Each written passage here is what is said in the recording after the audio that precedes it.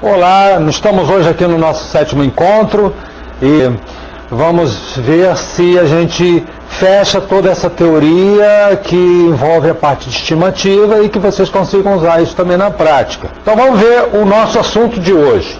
Nessa aula a gente vai estudar um pouquinho, as formas de modelos dinâmicos, as estimativas de Putnam e outros métodos voltados para o ponto-função, e estimativa de métodos ágeis. Então vamos trabalhar. Por que é que a gente está insistindo muito nisso daqui? Esse gráfico aqui é um gráfico que foi produzido pela Secretaria de Política de Informática e mostra como é que nós estamos no Brasil. E vocês vão ver que um grande percentual, 81%, não tem método nenhum para avaliar, ou seja, o negócio é no bico mesmo. Então a gente está insistindo nisso porque hoje o próprio Tribunal de Contas, na sua normativa 4, obriga que todas as empresas brasileiras, todas as empresas que trabalham para o governo, trabalhem com ponto-função. Dominar um pouquinho esse assunto exatamente porque a tendência é a gente investir nisso, Porque a gente não pode ficar com 81% das empresas sem método nenhum. O planejador deve estimar 3 coisas antes do início do projeto. Quanto tempo ele vai durar, qual o esforço que será exigido e quantas pessoas serão envolvidas. Recursos de hardware e recursos de software que eu vou precisar para completar esse nosso trabalho. Técnicas que a gente pode usar. Nós vimos aqui na aula passada o método COCOMO, E nem sempre a gente tem dados, e hoje a gente vai estruturar um pouquinho melhor isso. Nós podemos trabalhar por decomposição, que é uma recomendação do PMI, modelagem empírica e algumas ferramentas automatizadas. Existe quando as empresas desenvolvem uma ferramenta que já coloca para a realidade dela. As técnicas empíricas usam expressões derivadas de dados históricos, como esforço, tempo, para a gente poder fazer prognósticos para o projeto. Ferramentas automatizadas implementam um modelo específico. Você pode fazer um modelo para determinado tipo de orçamento, já ter suas tabelas internas, a pessoa entra com dado e já gera. E estimativas de projeto, mais precisas, fazem uso de 2 técnicas. Normalmente a gente usa sempre 2 técnicas para ter certeza, exatamente devido ao risco que a gente corre. As estimativas de recurso e custo de programação exigem alguns compromissos, Existe, primeiro, conhecimento não só da área, mas também das técnicas. Uma boa base histórica é importante, se a gente e coragem, principalmente coragem para se comprometer com as medidas quantitativas. A gente está se comprometendo com aquilo que a gente calculou e não tem que ter medo. Claro que a gente tem aqui um nível de risco que a gente precisa considerar. Então, eu tenho risco derivado do próprio projeto, da complexidade do próprio sistema, do tamanho do projeto, projetos maiores são mais complexos, e tem aí às vezes o próprio domínio da aplicação, Então a gente tem que tomar cuidado, porque essas coisas todas influenciam no nosso nível de risco. Não há como evitar riscos, a gente tem que trabalhar para diminuir a sua probabilidade. Então, estimativas por ponto-função. As variáveis de estimativa são usadas para classificar o tamanho de cada elemento de software. Métricas de baseline, ou seja, a gente estabeleceu uma linha do projeto e a linha do projeto e fazendo medidas estatísticas. Normalmente, nós podemos trabalhar como percentual de ponto-função. Na última aula, eu mostrei uma tabela exatamente mostrando uma baseline que a gente está trabalhando o histórico. Então, estimativa. Método de estimativa de esforço na visão do PMI, Quando a gente não tem informações, o que a gente pode fazer? Eu vejo quais são as funções que o software tem, depois eu pego, para cada função eu vejo cada tarefinha, as pequenas tarefas que elas têm, dentro da análise do projeto, da codificação e dos testes. O PMI recomenda a gente fazer uma árvore que a gente chama de árvore de decomposição de tarefas. Então a gente pode fazer nessas. E aí eu estimo o esforço para cada tarefa, usando aquela formulazinha que nós já vimos. 4 vezes o tempo médio, mais o tempo maior, mais o tempo menor, dividido por 6, que é uma média ponderada. E aplico essa mão de obra para cada uma das tarefas. Com isso eu tenho uma estimativa,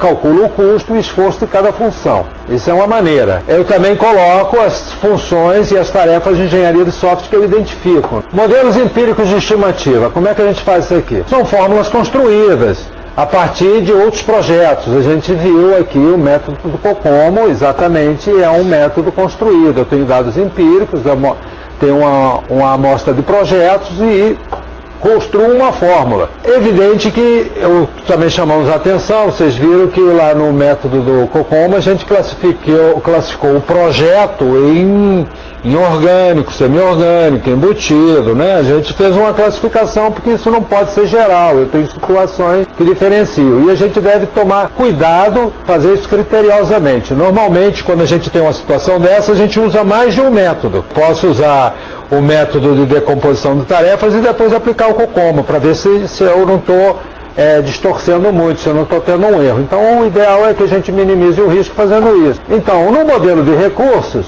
às vezes são formados por uma ou mais equações empíricas que fornecem as informações sobre recursos. Está aqui, ó. Esforço, duração, eu posso trabalhar em determinadas fases do projeto. Então aqui, modelo de recursos. Então está aqui, ó. Existem 4 classes de modelos segundo esse autor que é Basile. Ele estuda modelos de trabalhar, modelos de estimativa. Então eu tenho modelos estáticos de variáveis simples, modelos estáticos de múltiplas variáveis, modelos dinâmicos e modelos teóricos. Então vamos ver, ó. Modelos estáticos de variáveis simples, a gente vai ver o que é, quer dizer, eu trabalho com uma variável, modelo com várias variáveis, modelos dinâmicos de muitas variáveis e modelos teóricos. No modelo de variável simples, é mais ou menos, não, é a situação que a gente viu do COCOMO. Eu tenho aqui um indicador, tenho aqui outro, e eu trabalho com uma variável. Isso eu consigo determinar esforço, duração, tamanho, número de páginas. Eu posso aplicar essa situação, eu posso desenvolver essa fórmula. Eu quero calcular o número de linhas, então, o número de páginas. Eu pego vários projetos, vejo como é que foi o comportamento, boto aqueles pontinhos, estabeleço uma curva e determino a minha fórmula, né? Linhas de código, é que essa característica CU vezes característica estimada, pode ser linha de código, esforço, né? E C1, C2 são constantes derivadas de alguns dados compilados. É exatamente o modelo do COCOMO. Ou seja, o COCOMO é um modelo estático de variável simples. E a gente pode ainda ter modelos estáticos que eu posso criar de acordo com assim, os recursos que eu preciso. Homem-mente.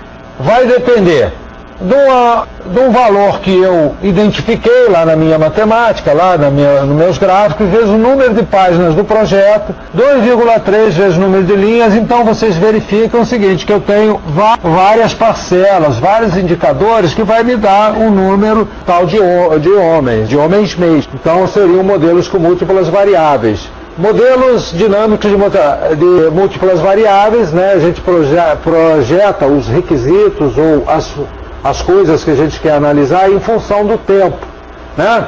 Os recursos são definidos atribuindo-se uma porcentagem de esforço para cada passo do projeto.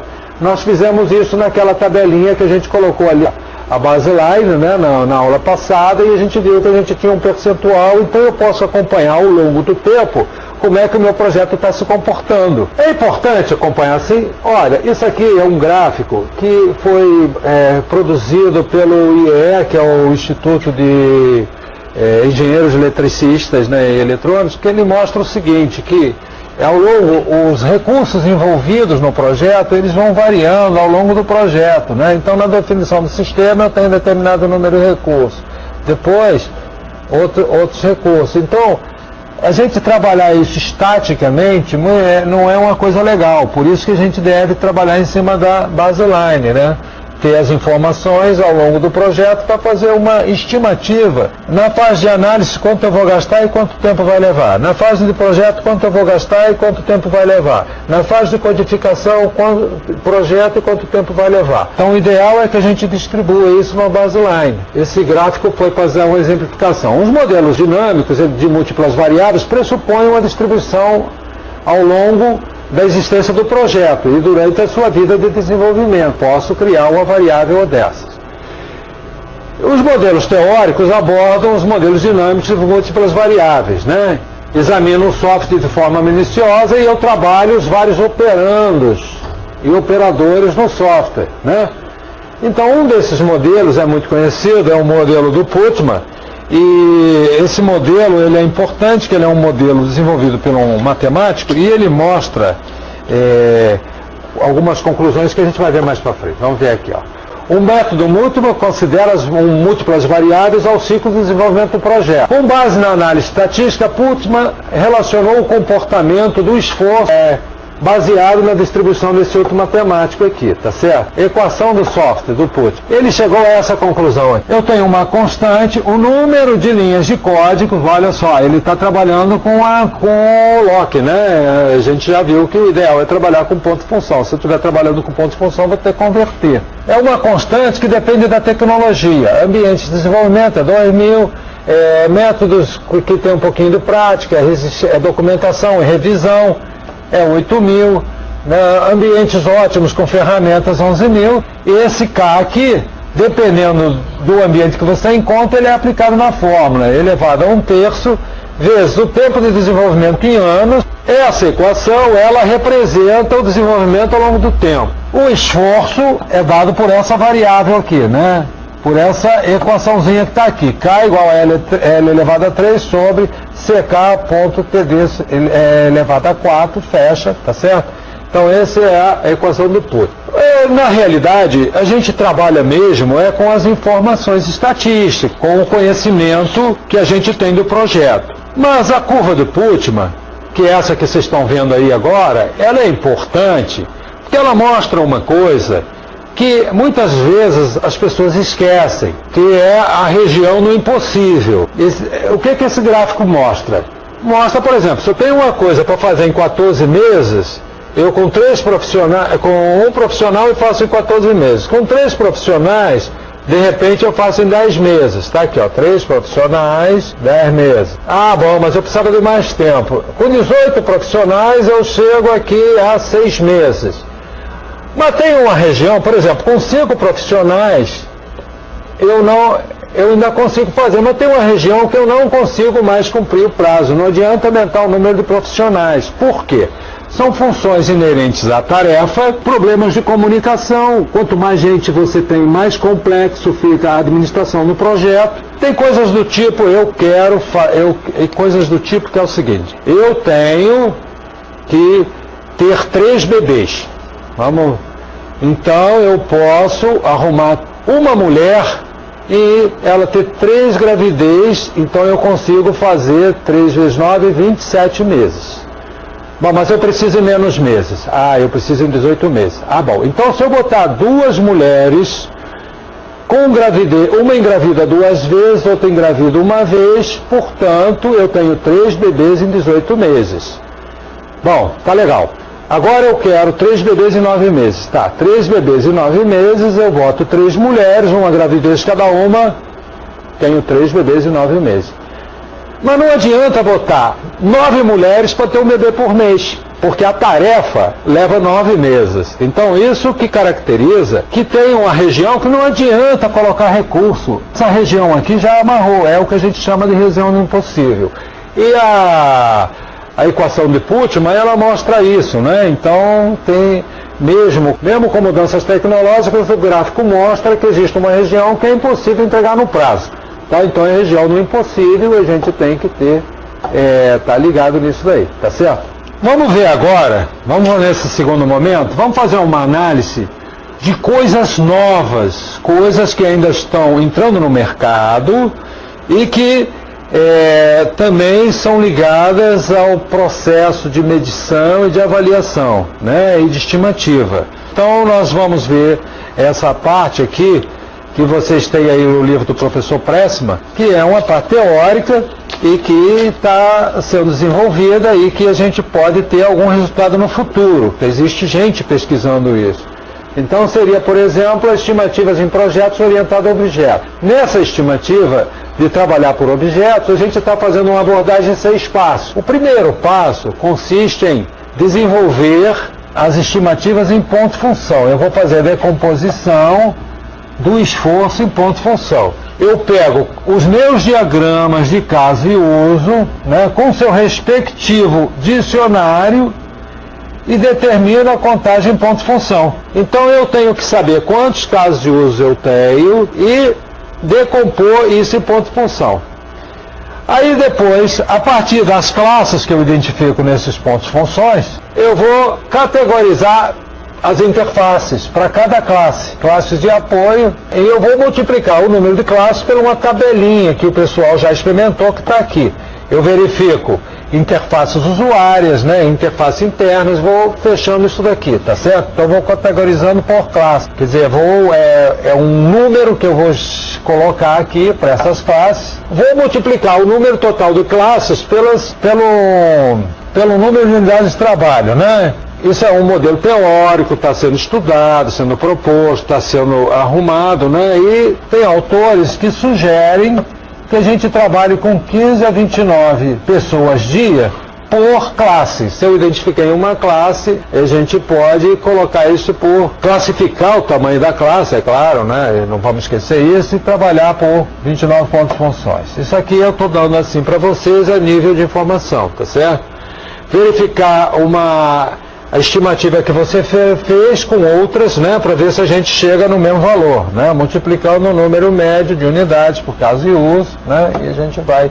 Então, outro método também que está sendo sugerido, o métodos ágeis. Hoje a gente tem um processo de métodos ágeis, né, o desenvolvimento de métodos ágeis é um negócio que está solidificado, cada vez se usa mais, né, e ele é baseado no conceito de cenários. Então eu tenho que fazer a contagem para cada cenário e ir somando esses cenários. Temos que tomar cuidado, eu posso fazer essa avaliação, fecho o cenário, faço a contagem e depois desenvolvo. Mantenho a estatística e vejo quanto eu gastei. Essa informação de quanto eu gastei já vai servir para eu definir o próximo cenário. Quer dizer, então eu tenho que ter uma cabecinha dinâmica quando estou trabalhando, construindo esse modelo. Cada cenário do usuário é considerado separadamente para as estimativas. O cenário é composto de um conjunto de funções e também tarefas de engenharia de software. Aqui não é só coisa de usuário, por isso que a gente bota tarefas de engenharia de software, né? Tem que ter um analista também para ajudar. Cada tarefa é estimada separadamente. Dentro do cenário, eu vejo o tamanho do cenário em loc ou ponto-função, né? Loc ou ponto-função, né? Vamos lá, as estimativas de cada tarefa, né, são somadas. Aí eu boto a estimativa do cenário. Aí com essa estimativa eu calculo o esforço para aquele cenário, coloco os recursos, etc. 5. As estimativas de esforço para todos os cenários que devem ser implementados de um software são somadas para definir a estimativa para o incremento. Agora observa o seguinte, que a gente esses métodos, eles consideram o desenvolvimento do incremento em 5 a 6 semanas. Em 5 a 6 semanas eu tenho que ter alguma coisa pronta. Então é uma das maneiras que se tem para se estudar os cenários e se quebrar os incrementos que seriam colocados em cada projeto. Estimativas para casos de uso. Isso aqui foi proposto com o Carner, que ele propõe que a gente trabalhe PCU. É parecido com ponto-função, mas só que adaptado para pontos de casos de uso, ou seja, essa medida vai medir um número, dentro do caso de uso, uma característica do caso de uso. Nós não preparamos nada para isso, mas é uma coisa que está começando, a gente tem que ficar atento, que provavelmente deve evoluir, né? E explora o modelo de descrição de casos de uso, substituindo algumas técnicas de ponto-função. É um método simples, de fácil utilização, mas a gente está em fase de pesquisas, não existe regras de contagem padronizada. Aí a gente cai naquele modelo inicial, qual era o problema que a gente tinha inicialmente? É a subjetividade, não dá para trabalhar com um padrão que é subjetivo. Fechando, nós apresentamos aqui várias maneiras da gente construir essas fórmulas. A maneira mais simples, se a gente puder, é fazer uma base estatística com baseline. Nós vamos ter uma aula só sobre isso. E aí eu já tenho esses números por tipo de projeto, por número de ponto-função, mas a gente tem que saber que existem outras formas, que a gente pode usar a mão, fazer se for preciso. Primeiro, não existe um modelo bom ou único. A gente vai ter que construir isso na empresa da gente. Eu vou ter que pegar para a empresa qual é o modelo mais adequado. Se eu não tenho informação, eu tenho que partir do início, quebrar em pedacinhos, ter outros modelos para conferir aquilo, tentar criar minhas equações que me permitam fazer avaliações, cartas gráficas, etc. Criar um gráfico, sempre a gente pode fazer uma projeção. Hoje nós temos ferramentas tipo Excel que te dá a exploração de dados, você consegue fazer projeções futuras. Mesmo que você estabeleça um modelo para a empresa, ele precisa ser revisto periodicamente. Estou errando muito? Estou errando perto? Estou chegando perto do valor correto? E sempre que possível, a gente deve usar mais de um método.